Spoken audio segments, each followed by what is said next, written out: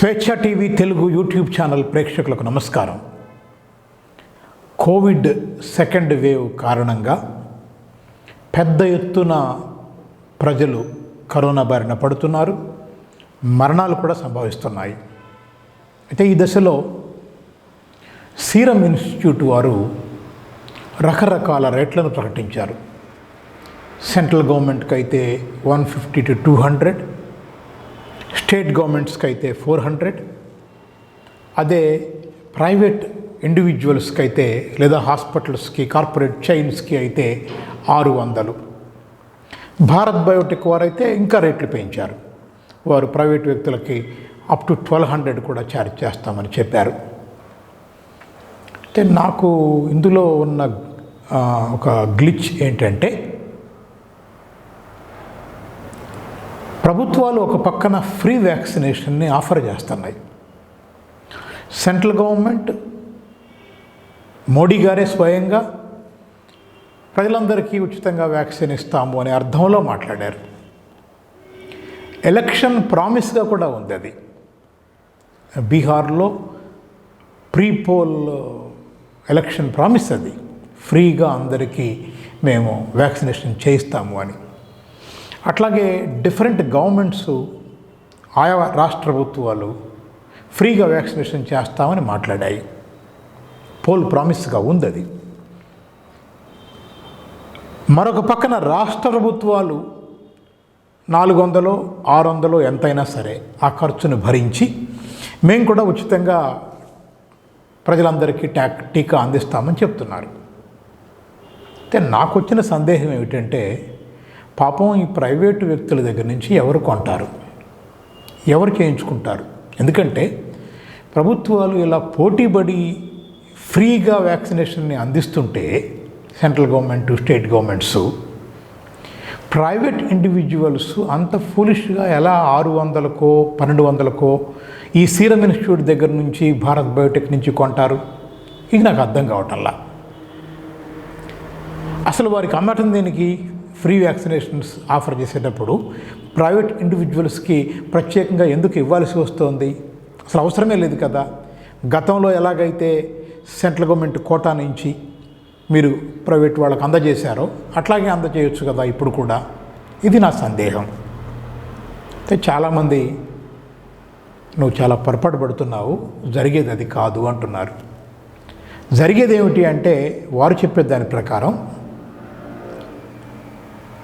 కేంద్ర ప్రభుత్వం 50% కోటా తీసుకుంటుంది సీరం నుంచి కానీ, భారత్ బయోటెక్ నుంచి కానీ. ఈ కోటాని దగ్గర పెట్టుకొని తాను ఎంచుకున్న ప్రయారిటీస్ ప్రకారం ఇది ఆయా రాష్ట్ర ప్రభుత్వాలకు సప్లై చేస్తుంది. ఈ సప్లై చేయడంలో చాలా కండిషన్స్ ఉన్నాయి. డెఫినెట్గా తనకు నచ్చిన వారికి ఎక్కువగా ఇచ్చుకుంటుంది అనేది ఆబ్వియస్గా కనపడుతున్న విషయం. మరి రాష్ట్ర ప్రభుత్వాలు ఇవి కొనుగోలు చేస్తాయి కదా అంటే, మిగిలిన 50%లో రాష్ట్ర ప్రభుత్వాలు ప్రైవేట్ వ్యక్తులతో పోటీపడి కొనుగోలు చేయాలి. అంటే మీరు 400, 300, ఇప్పుడు సీరం ఇన్స్టిట్యూట్ కొంత తగ్గించింది, 300కే డోస్ అంటోంది. ఫిలాంథ్రపిక్గా నేను అంటే ప్రజలకు సేవ చేయడం కోసం 300కి తగ్గించాము. సెంట్రల్ గవర్నమెంట్ రిక్వెస్ట్ పెట్టింది, తగ్గించండి, కాస్త చూడండి, ధర ఎక్కువైంది అని. దానికి అదర్ పూనం వాళ్ళ చాలా మ్యాగ్నానిమస్గా, జనరస్గా ఒక 100 తగ్గించుకున్నారు రాష్ట్ర ప్రభుత్వాలకి. అసలు సెంట్రల్ గవర్నమెంట్కి ఒక రేటు, స్టేట్ గవర్నమెంట్కి ఒక రేటు అనే ఎందుకు ఉంటుందనే చర్చ ఉంది. అది పక్కన పెడదాం, అది తేలాల్సిందే. 150, 300 అనుకున్నా కూడా డబల్ ద ప్రైస్లో పెట్టి ఇప్పుడు స్టేట్ గవర్నమెంట్స్ కొనుగోలు చేయాలి. కానీ 300తో వీళ్ళు కొనుగోలు చేయడానికి వెళితే 600తో వీళ్ళతో పోటీ పట్టడానికి ప్రైవేట్ ఆపరేటర్స్ రంగంలో ఉంటారు అక్కడ. అంటే ద రిమైనింగ్ 50%లో డెఫినెట్గా ఫిక్స్డ్గా 25% స్టేట్ గవర్నమెంట్స్కి ఇస్తాము అనే మాట అక్కడ లేదు. 30% ఇస్తాము అనే మాట లేదు. మిగతా 50%లో ఆయా రాష్ట్ర ప్రభుత్వాలు ప్రైవేటు వ్యక్తులతో పోటీపడి కొనుగోలు చేయాలి. ఇక దీన్ని బట్టి మనం ఊహించుకోవచ్చు. 300కి ఒక డోస్ నేను అడుగుతుంటే నా పక్కనే కౌంటర్లోకి వచ్చి 600 పెట్టి అదే డోస్ కొనుక్కోవడానికి ఇంకొక మనిషి రెడీగా ఉన్నాడు. సహజంగానే కంపెనీలు ఎటువైపు సరుకుని సరఫరా చేస్తాయి. Quite obvious. అంటే నేను ఊహించినట్లు ఫ్రీగా ప్రజలందరికీ వ్యాక్సినేషన్ అందిస్తుంటే ఈ ప్రైవేటు వాళ్ళు నష్టపోతారేమో, పాపం వాళ్ళు ఎందుకు కొనుక్కోవటం అనుకున్నట్టు జరగబోవట్లేదు. అలా జరగదు. దానికి బదులుగా ఏం జరుగుతుందంటే ప్రైవేటు వాళ్ళకి విపరీతంగా వ్యాక్సినేషన్ సరఫరా అవుతుంది. ప్రైవేటు మార్కెట్లో అరాకొరాగా గవర్నమెంట్కు అందుతుంది. అంటే ఈ గవర్నమెంట్కి అందే అరాకొరాకి మళ్ళీ కండిషన్స్ పెట్టుకొని ఒత్తిడి భరించలేక వాళ్ళు స్టెప్ బై స్టెప్ ఇచ్చుకుంటూ వస్తారు. అదే సమయంలో ఎక్కువ ధరకు 600కు లేదా 1200కు ప్రైవేట్ మార్కెట్లో చాలా ఫ్రీగా లిబరల్గా హాస్పిటల్స్ దొరకటం మొదలవుతుంది వ్యాక్సినేషన్. ఇటు పక్క రకరకాల కండిషన్స్ స్టిపులేట్ చేయబడతాయి. వెయిట్ చేయాల్సి వస్తుంది, సరఫరా ఉండదు సరిగ్గా. అటుపక్క ఏ కండిషన్స్ ఉండవు, వెనువెంటనే హాస్పిటల్కి వెళ్ళి టక్కన వ్యాక్సిన్ వేయించుకుని ఇంటికి వెళ్ళిపోవచ్చు. డబ్బు ఎక్కువ అవుతుంది. సహజంగానే భారతదేశంలో ఉండే most of the middle class, even upper middle class కాదు, ఈవెన్ లోయర్ మిడిల్ క్లాస్ కూడా they are forced to opt for private operators కోసం ఆప్ట్ చేసుకుంటారు. దాని మూలంగా జబ్బు వస్తే వచ్చిందిలే, నేను వెయిట్ చేస్తాను, నేను 300 ఎక్కడ పెడతాను, 600 ఎక్కడ పెడతాను అనుకునే వాళ్ళు ఎవరైతే ఉంటారో ఆ కొద్ది వర్గాలు ప్రభుత్వం ఇచ్చినప్పుడల్లా వెళ్ళి, వారు రమ్మన్నప్పుడల్లా వెళ్ళి నుంచొని లైన్లలో వ్యాక్సినేషన్ కోసం ఉండే వాళ్ళ కోసం మాత్రమే ప్రభుత్వాలు సరఫరా చేయటం మొదలు పెడతాయి.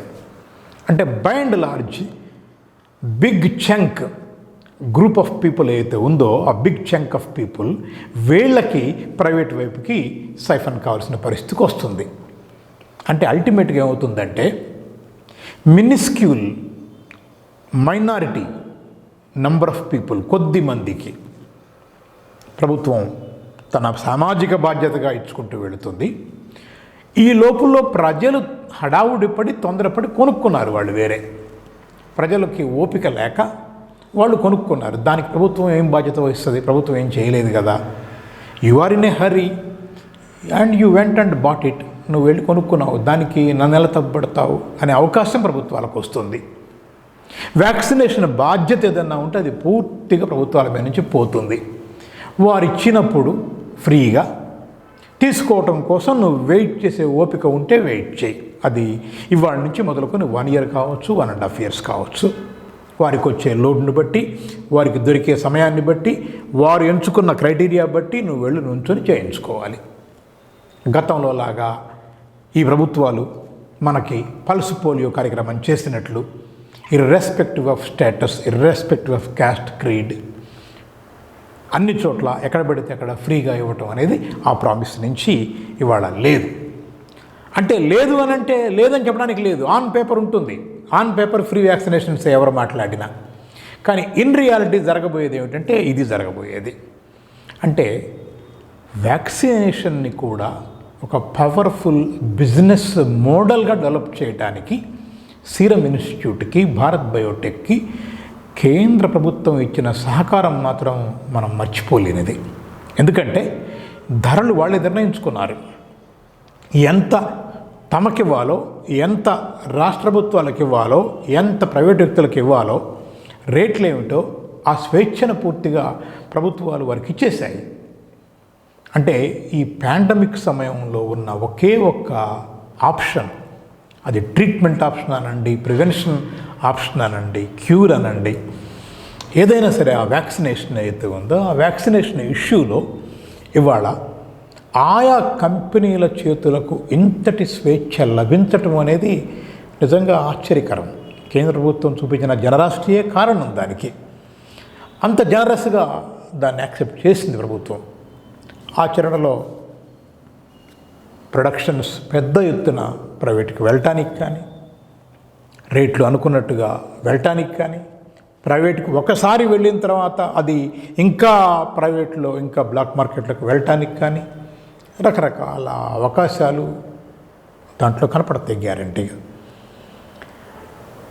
మరి భవిష్యత్తులో ఇలాగే జరుగుతుందా, లేకపోతే నేను ఊహించినట్లు ఆశించినట్లు ఫ్రీగా వ్యాక్సినేషన్ జరుగుతుంటే ఈ ప్రైవేటు వాళ్ళు అనవసరంగా కొనుక్కున్నారు, పాపం నష్టపోతారు కదా, వారి దగ్గర ఎవరు వేయించుకుంటారు టీకా ఎక్కువ ధరకి అనుకున్నట్లు అవుతుందా?